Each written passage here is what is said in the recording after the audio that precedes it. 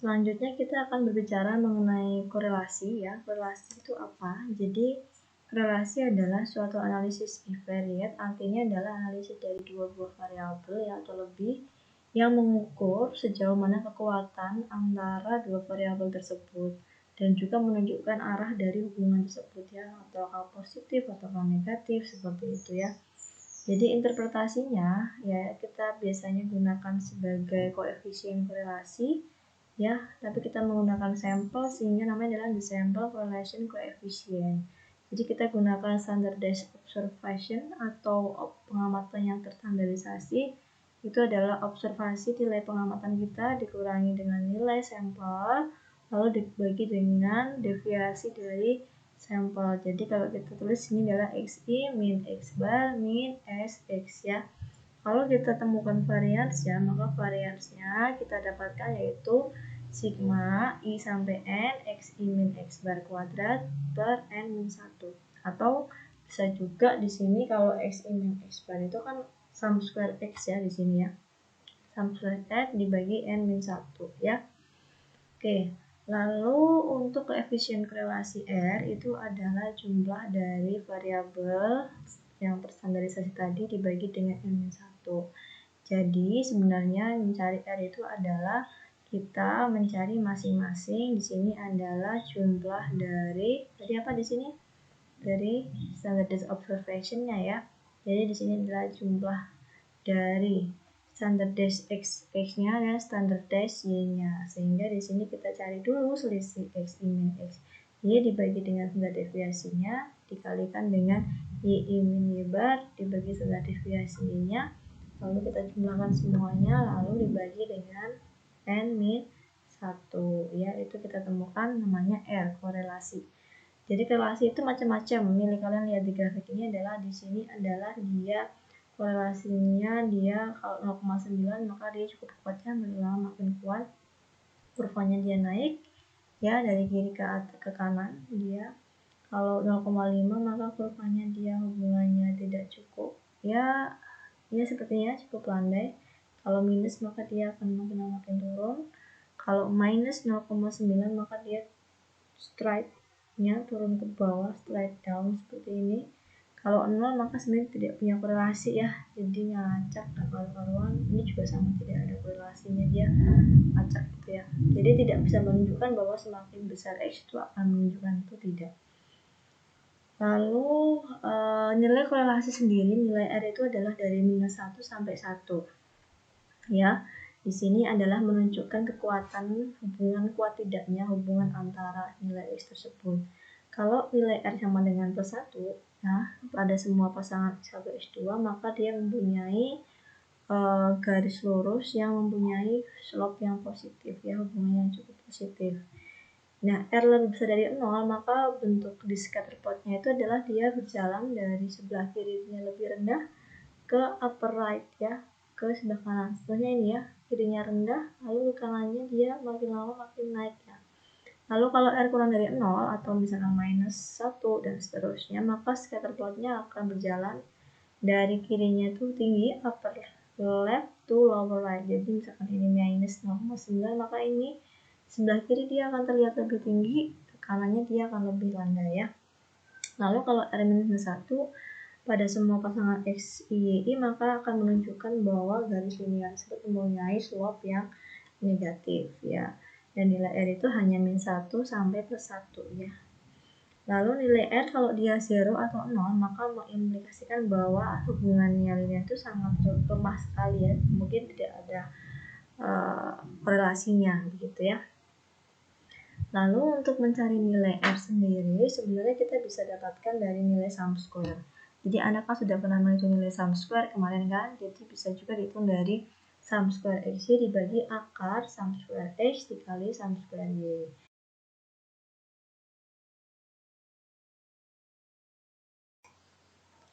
Oke, kita akan lanjutkan dengan contoh nomor 12 ya. Contoh 12 ini adalah dari data di samping, maka hitunglah koefisien korelasi R ya pada jumlah waktu yang dibutuhkan oleh 10 mekanik untuk merakit mesin di pagi hari atau X dan di sore hari yaitu Y. Jadi di sini kita pengen tahu hubungan X sama Y seperti apa ya. 10 mekanik 1, mekanik 2, mekanik 3, 4, 5 dan seterusnya. Waktu yang di pagi hari sekian, yang di sore sekian, begitu ya, dan seterusnya.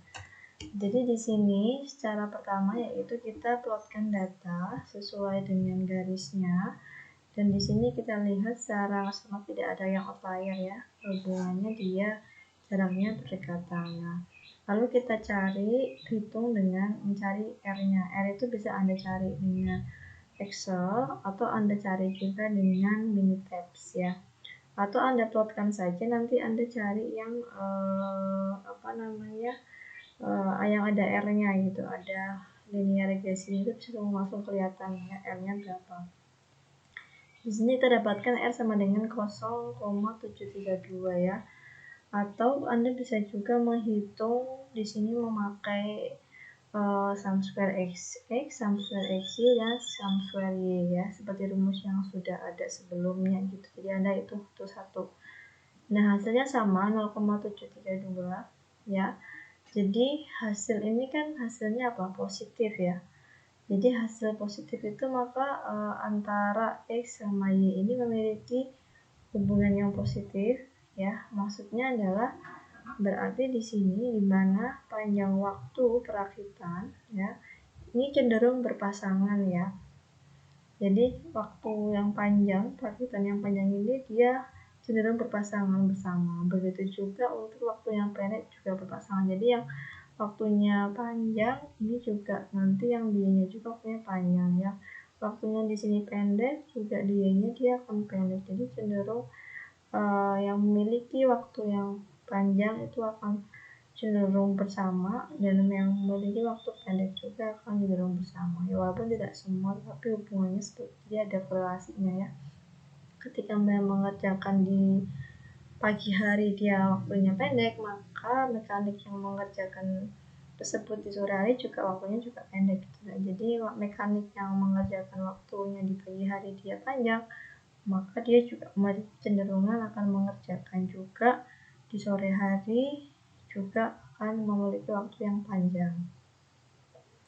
Oke, lalu di sini R juga dimaksudnya moderately large ya, dimaksud cukup besar gitu ya, jadi cukup dekat begitu. Lalu yang sampel berikutnya adalah kita mencoba untuk menginterpretasikan korelasi ya dengan data ini. Jadi di sini adalah kita ingin mengecek berat dari logam ya pada pengolahan limbah biologi ya, pada tempat pengolahan limbah ya, municipal treatment plant itu pengolahan limbah pada pabrik. Di sini diukur ya setiap bulan tentang jumlah kromium yang terkandung di dalam pengolahan limbah tersebut. Jadi kita mempunyai influen atau masukan ya, dan mempunyai effluent. Tentunya untuk jumlah kromium yang keluar ini kita harapkan lebih kecil dibandingkan yang masuk begitu ya. Jadi di sini Anda disuruh yang pertama adalah membuat scatter plot atau diagram scatternya. Lalu yang kedua Anda disuruh membuat diagram scatter plot, tetapi setelah Anda logaritmakan atau ln kan, natural logarithm itu adalah ln ya, ln pada kedua variabel. Lalu Anda hitung koefisien korelasinya atau R baik di A maupun di B. Lalu Anda berikan komentar atau penangkapan R pada masing-masing kasus, begitu ya. Jadi di sini caranya sangat mudah. Jadi Anda bisa gunakan komputer, atau Anda bisa gunakan Excel. Kalau di saya coba di sini saya gunakan Excel. Ini sebelum dilonkan seperti ini hasilnya. Scatter plotnya ini setelah saya launkan ya, jadi logaritma 250 hasilnya 5,52, di logaritma 19 hasilnya 2,9 ya. Ini hasil yang kedua seperti ini. Memang kalau hasil yang pertama ini kelihatan bahwa ada satu variabel yang cukup jauh ya, jadi dia jauh dari kelompoknya di sini ya. Tetapi untuk yang kedua ini dia cukup dekat ya, tidak terlalu jauh jaraknya.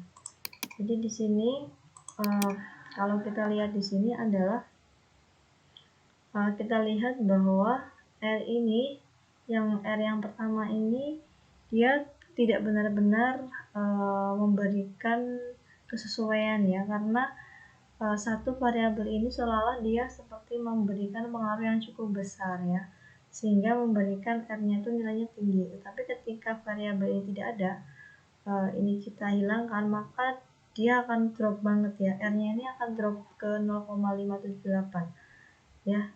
Sedangkan untuk yang situasi yang kedua ini memberikan R yang lebih baik ya, jadi di sini R-nya bisa 0,7 sekian gitu ya. Jadi kita pilih yang B karena secara pertimbangan bahwa berkurangnya satu variabel tidak terlalu mempengaruhi jatuhnya nilai R. Tapi di sini ketika kita satu variabel ini hilang, maka R-nya itu akan sangat jatuh sekali begitu ya. Lalu untuk korelasi dan regresi, nah ini juga penting, bahwa apa sih hubungannya korelasi dan regresi? Sebenarnya R itu apa? Jadi R itu adalah sum square X Y dibagi akar sum square X kali sum square Y. Jadi kalau kita pretelin ini rumusnya, sebenarnya adalah nilai ini itu sama aja dengan beta ya. Nilai ini sebenarnya sama aja dengan beta ya.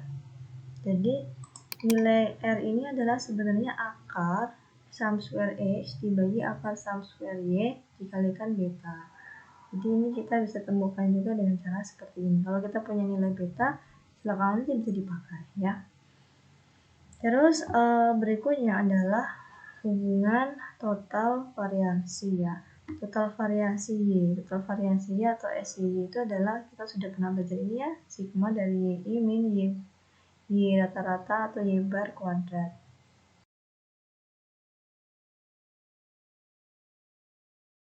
Antara korelasi dan regresi ya. Di sini kalau kita lihat sebenarnya ada yang namanya sum of square residual untuk variasi pada bagian yang tidak bisa kita dijelaskan ya.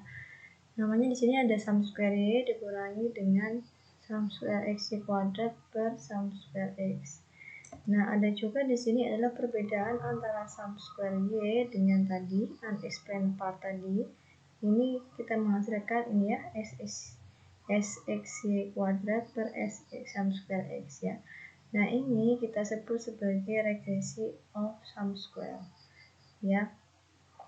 Jadi ini namanya regresi sum square tadi, ini adalah unexplained-nya, unexplained variasi yang nggak bisa dijelaskan. Lalu ada, nah jadi total variabilitas pada Y atau variasi pada Y itu apa? Dia terdiri dari variasi yang explained dan variasi yang unexplained. Ya, jadi di sini ada variability explained sama yang unexplained variability, sehingga di sini tersebut sebagai variabilitas dari Y. Nah, untuk proporsi variabilitas Y yang dijelaskan oleh hubungan linear kita sebut sebagai R2 ya. Jadi ini korelasinya itu atau biasanya dinamakan determinasi ya. Proporsi variabilitas Y itu dijelaskan oleh R kuadrat. Jadi cara menghitungnya gimana? Di sini adalah ada sum square yang menyebabkan regresi, regression of sum square kalau kita lihat di minitab tadi ya, dibagi dengan total sum square of Y.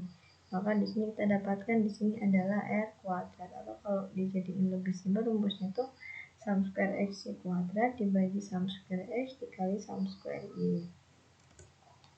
Nah, ini contohnya ya, hitunglah proporsi variasi Y ya yang diatributkan pada hubungan linear berikut. Tadi kan dijelaskan ini pada kasus yang tadi 10 mekanik tadi dalam membuat merakit mesin ya. Jadi tadi sudah dapatkan R-nya itu sebesar 0,732 ya. Kalau kita jadiin proporsi variasi pada Y, maka menjadi R kuadrat ya. Proporsi variasi Y yang diatributkan atau dipasangkan pada X ya, maka proporsinya itu 0,536 karena dipangkatkan ini dipangkatkannya bukan dikali, dipangkatkan 2. Jadi di sini dapat kita menghasilkan, kita dapatkan bahwa dapat diimplikasikan bahwa dikalikan 100 maka ekornya itu menjadi 53,6% variasi di antara waktu sore, waktu pengerjaan tadi sore dijelaskan oleh perbedaan antara pagi dan sore. Jadi Y ini bisa dijelaskan ya bahwa Y ini memiliki variasi sebesar 53,6% ya, variasi di antara tadi afternoon time dengan morning time tadi ya. Itu adalah ada sebesar 53,6% variasinya. Seperti itu. Nah, ini yang bisa dijelaskan ya. Lalu korelasi dan causation. Nah, causation itu adalah kausal, yaitu dia penyebab adanya korelasi. Jadi kita kadang-kadang para ilmiah itu bisa membuat suatu kesimpulan yang salah tentang hubungan sebab akibat ya. Jadi hubungan gini, misalnya di sini ada dua buah variabel ya yang cenderung saling bersimultan. Simultan tuh maksudnya ada cenderung kalau naik semua, turun semua gitu ya. Tidak bisa kita implikasikan bahwa ini adalah hubungannya itu langsung gitu loh. Misalnya di sini ada kekurangan RAM itu menyebabkan apa? Pesan mesinnya itu tidak bekerja. Tapi lack of RAM ini juga bisa menyebabkan punya itu freeze ya. Tapi bukan korelasinya, kita membuat korelasi ini adalah phone freeze itu adalah berkorelasi dengan teks mesin tidak bekerja, tapi tidak berarti ini punya hubungan langsung begitu. Tidak seperti itu. Misalkan saya jelaskan lagi di sini adalah di Amerika itu ada namanya penjualan dari permen karet. Penjualan permen karet ini berpengaruh terhadap insiden kriminal di suatu kota. Jadi ternyata bertambahnya penjualan permen karet itu bertambah pada jumlah kasus kriminal di kota tersebut. Ya mungkin kalau preman itu kan suka makan permen karet begitu ya. Ini korelasinya positif gitu ya. Tetapi kan bukan berarti bahwa kita bisa mengurangi ya, bahwa kriminal itu juga bisa mengurangi penjualan permen karet gitu. Tidak serta-merta begitu gitu ya.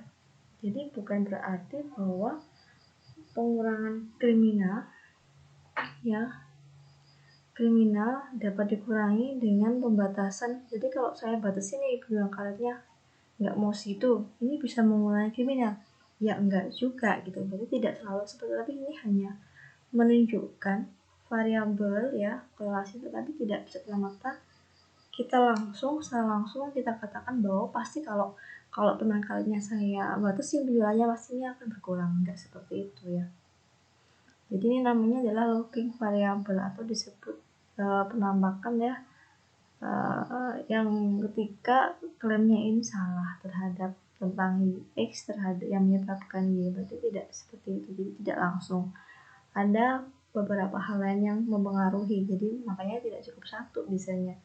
Misalkan di sini dipengaruhi oleh populasi, jumlah populasi itu adalah dia mutual relationship, dia punya hubungan khusus ya dengan variabel berikutnya yang ketiga. Nah ini mungkin ada pengaruh variabel lain. Lalu ada contoh lagi tentang jumlah partikel logam terhadap kualitas paper ya. Jadi semakin berkurang partikelnya maka papernya akan semakin baik kualitasnya. Ini namanya negatif. Jadi yang kalau ini berkurang dia akan naik. Kalau ini naik dia akan naik. Kalau ini dia naik dia akan berkurang. Di sini berkurang dia akan naik. Ini namanya negative correlation ya. Oke, ini namanya inferensi ya, pengambilan keputusan tentang berdasarkan koefisien korelasi ya. Jadi untuk awalannya di sini adalah kita ingin mengembangkan suatu pengukuran hubungan atau asosiasi atau korelasi di antara dua variabel X dan Y. Jadi seperti tadi kita sebenarnya dimulai dengan standardized variabel. Jadi kita punya variabel terstandar, itu adalah X yang dikurangi dengan mu, rata-ratanya dibagi dengan sigma 1, lalu Y-nya pun sama, Y dikurangi 2 dikurangi sigma 2. Jadi masing-masing ini kita akan dapatkan namanya expected value. Jadi expected value di produk ini atau kita sebut juga sebagai covariance, ini adalah mengukur ya hubungan antara variabel X dan Y. Ini namanya covariance. Jadi kita sebut sebagai rho ya, koefisien kelainan populasi. Ini kita ukur pada populasi loh ya, pada populasinya ya. Jadi kalau rho itu adalah sebenarnya expected ya dari standardized variable X dan standardized variable Y-nya. Jadi di sini korelasi koefisien populasi itu atau rho itu kita katakan positif ya ketika komponen X ini sama-sama dia besar atau sama-sama dia kecil. Sebenarnya kasus yang tadi yang di dalam mesin ini ya, ini dia bisa dikatakan positif hubungannya kalau misalkan ini kecil, dia ini kecil, ini besar, dia juga besar gitu. Ini namanya positif ya, menyebabkan yang ini besar semakin besar, ini namanya positif ya. Itu kita sebut sebagai positive correlation. Nah, atau kecil sama kecil menyebabkan sama kecil juga sama positif. Dan nilai rho ini selalu di antara minus 1 sampai 1 ya. Di antara seperti itu. Lalu berikutnya adalah nilai 0 itu menunjukkan tidak ada korelasi ya. Jadi plus minus 1 ini kita menunjukkan adanya korelasi yang sempurna ya di kurva di grafik linear tersebut di antara dua variabel tersebut. Jadi ketika rho-nya 0 maka kita sebut tidak ada korelasi di antara dua variabel tersebut. Ya, koefisien korelasi ini bukanlah estimator yang tidak bias ya. Walaupun berarti ketika kita pakai sampel maka ini variabelnya itu merupakan unbiased estimator pada P ya. Maka dia juga digunakan sebagai point estimator ya.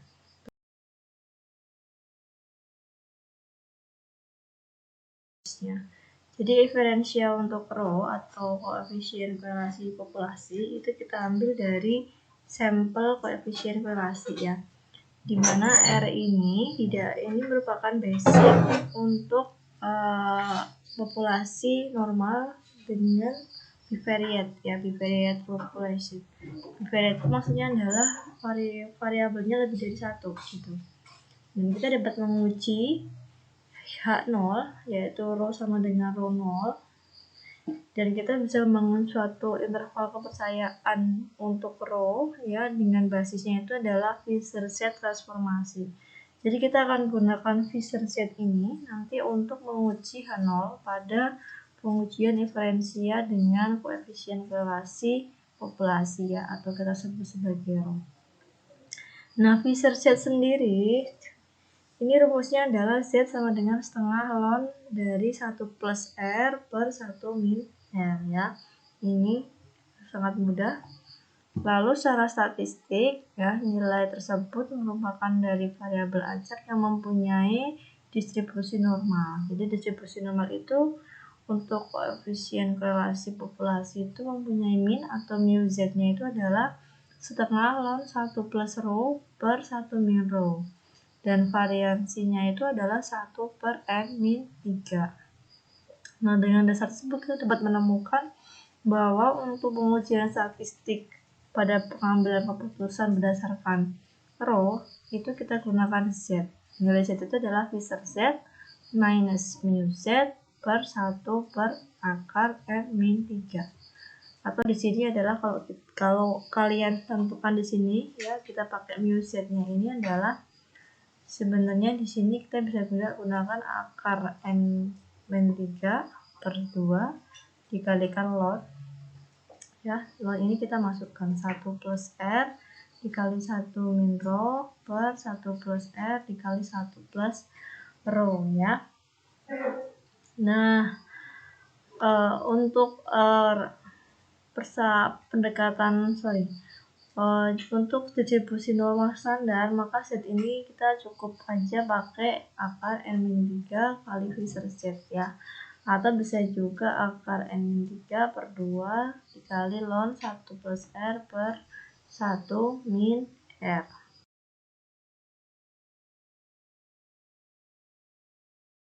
Oke, untuk contoh 17 ini kita mempunyai N sebesar 10 R-nya kita sudah punya koefisien korelasinya itu adalah R-nya itu adalah 0,732 ya. Dan kita ingin menguji koefisien korelasi pada populasi yaitu P sama dengan 0 terhadap hipotesis alternatif yaitu rho tidak sama dengan 0 pada level of signifikannya atau taraf signifikannya adalah 0,05. Jadi di sini H0-nya adalah rho sama dengan 0, lalu H1-nya adalah rho tidak sama dengan 0, lalu level of signifikannya adalah alfa 0,05 ya. Kriterianya sebenarnya sama dengan kriteria Z, penolakan Z ya. Jadi di sini kita tetap pakai Z, standardized Z. Jadi Z ini adalah nilainya dia ditolak jika Z kurang dari 1 min 1,96. Di sini adalah dari Z alfa per 2 ya berarti ya. Atau Z lebih besar dari 1,96. Di mana Z itu nilainya adalah akar N-3 dikali Fisher Z. Fisher Z-nya ini kita adalah setengah ln 1 plus R per 1 min R ya.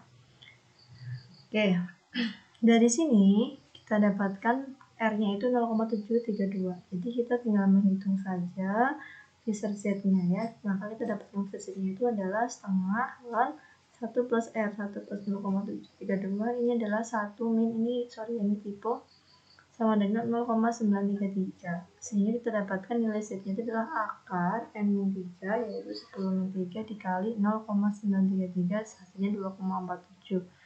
Mari kita bandingkan dengan nilai di sini ya, masuk atau tidak kriteria recheck kira-kira. Oke, 2,47 itu di atas dari Z 1,96. Sehingga kita dapat menyimpulkan bahwa kita akan menolak H0. Dan kita dapat menyimpulkan bahwa kalau kita menolak H0, di sini kita tolak nih ya, berarti kita menerima H1. Sehingga kalau kita menerima H1, kita katakan bahwa ada hubungan antara ya waktu pagi dan waktu setelah sore ya yang dibutuhkan oleh mekanik dalam merakit mesin tertentu ya, mesin yang diberikan tadi. Jadi memang ada relationship-nya gitu ya, ada korelasinya. Oke, lalu untuk confidence interval untuk Z rata-rata Z sendiri pada nama populasi ini juga kita bisa lakukan ya. Jadi sebenarnya kita kan mau mendapatkan confidence interval, jadi rata-ratanya. Kalau yang ditanyakan adalah rata-rata di sini, jadi kita bisa gunakan Z minus Z alpha per 2 per akar N min 3 ya. Dan Z plus Z alpha per 2 per akar N min 3 ya. Di sini ada minus, sini plus, ini adalah untuk Z. Nah, kalau dibutuhkan R, jadi R di sini adalah kita dapatkan dari Fisher-nya tadi. Fisher-nya tuh ini ya, setengah ln 1 plus R per 1 min R. Jadi kalau kita ingin ketemukan R, masih ingat bahwa ln Y sama dengan X. Maka kalau kita dapatkan Y sama dengan E pangkat X. Jadi ini adalah E pangkat, jadi epsilon pangkat. Jadi R-nya adalah E pangkat Fisher Z min E pangkat minus Fisher Z plus E pangkat Fisher Z plus E minus Fisher Z ya. Jadi seperti ini. Jadi kalau kita mau dapetin R-nya ya seperti ini ya. Lalu ini contohnya, contoh soalnya, misalnya di sini adalah tentukan confidence interval untuk normal populasi, untuk koefisien korelasi population, koefisien korelasi populasi begitulah bahasa Indonesianya ya. Misalkan kita punya R sama dengan 0,70 ya, untuk hubungan antara nilai matematika dan fisika pada 30 mahasiswa, 30 siswa. Lalu buatlah confidence interval pada tingkat kepercayaan 95% untuk koefisien korelasi populasi ya.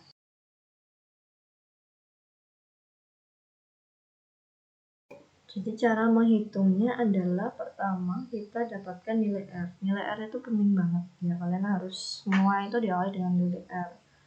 Di sini dari nilai R ini kita bisa mendapatkan nilai Fisher Z-nya yaitu 0,867 kan. Nah, setelah kita mendapatkan Fisher Z-nya, maka kita bisa menghitung mu Z-nya itu di antara berapa? Ini adalah nilai apa? 0,867. Oke, nilai Fisher Z-nya dikurangi dengan Z alpha per 2. Jadi nilai Fisher Z ini 0,867 dikurangi dengan Z alfa per 2 atau Z 0,025 dibagi dengan akar, di sini adalah N minus 3 ya, berarti N nya 30 minus 3 menjadi 27. Ini kurang dari mu Z, kurang dari lagi lebih, sorry ya, 0,867 plus 1,96 per akar N3 juga ya.